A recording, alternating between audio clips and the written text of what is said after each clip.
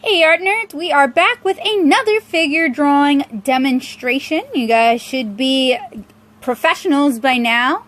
So this is another pose from SenshiStock. You can check it out here and you can find a link in the description below if you want to follow along.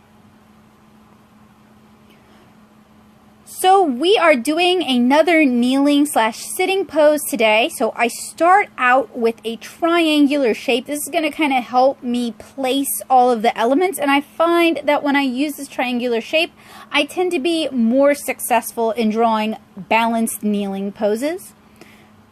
So I start out with sort of a rectangular shape. You guys can see we've really progressed away from just the plain rectangle.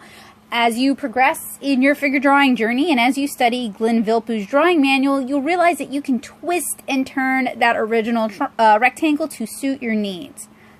Now I'm just kind of sketching in the pose, trying to capture the majority of the elements. She is reaching for something and I didn't quite leave myself enough room there, but we'll get back to that in a moment.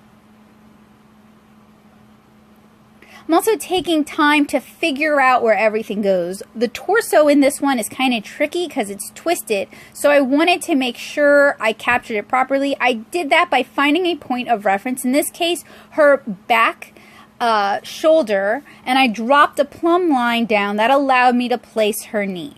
So I've got the basic sketch there. I don't know why I filled out that arm, but I did.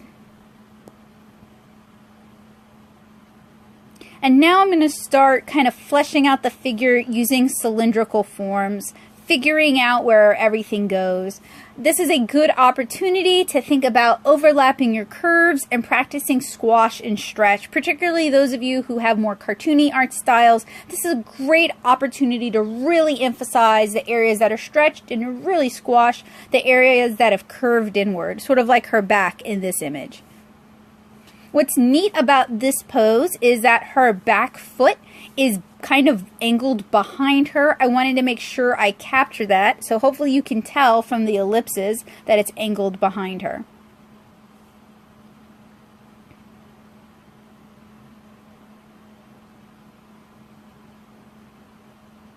Just sort of taking my time to figure out all of the curves and the bumps and the muscles, and sketching in her shoes. Since she's wearing heels in this picture, heels can drastically affect how the pose looks, so it's really important to take note of that.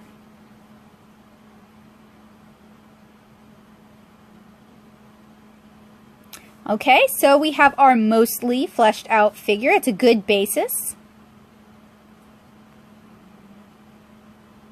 Now I'm going to draw sort of where her spinal cord is. You know how there's an indentation on people's backs, and I am sketching in her leotard and fleshing in her back arm and leg as well as her bust.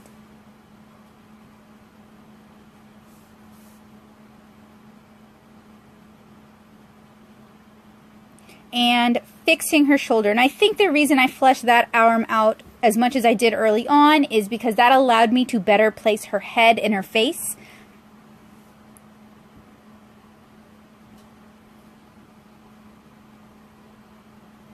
Alright, so I am zoomed in and I'm going to redraw the hand since I didn't get a chance to draw that since it kind of fell off the edge of the page, and I'm drawing it a little bit larger. You guys can see I start with some really basic forms and I just kind of add detail from there. When it comes to drawing hands, I don't attempt to draw them too detailed since my style is very cartoony. I find that softer, more cartoony hands tends to work better with the kind of stuff I draw. So really I focus on capturing the gesture of the hand. And now we're going to tighten up the face. And I have talked about using the 3-eye method many times. So her nose breaks the curve of her cheekbone since this is almost in profile. And I wanted to make sure I capture that because it's going to help me place all my other elements. And this is a facial pose that I actually draw very rarely and I sort of struggle with. So I was really excited to get the opportunity to draw that sort of pose in today's sketch video.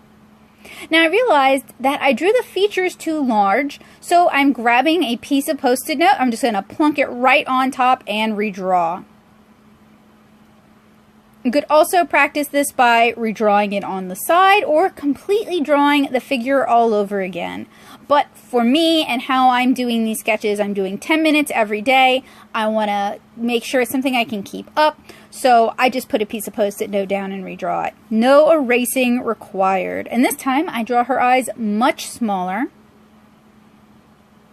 so they don't look so ridiculously large in her face.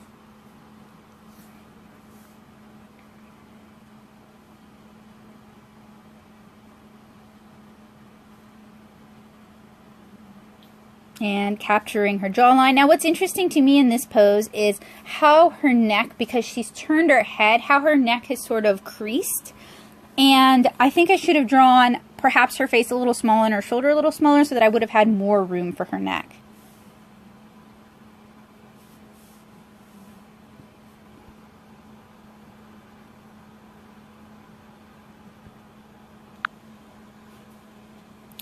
And we've discussed this in prior videos. I am still studying how light hits the form, so I'm just adding in some shadows. Even for a sketch as sketchy as that, it adds a level of completeness.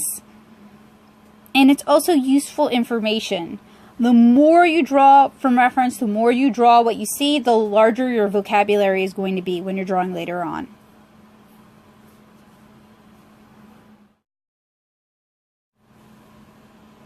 Alright, so there you have it, folks. Thank you guys so much for joining me. Hopefully I'll see you guys again really soon. Bye, guys!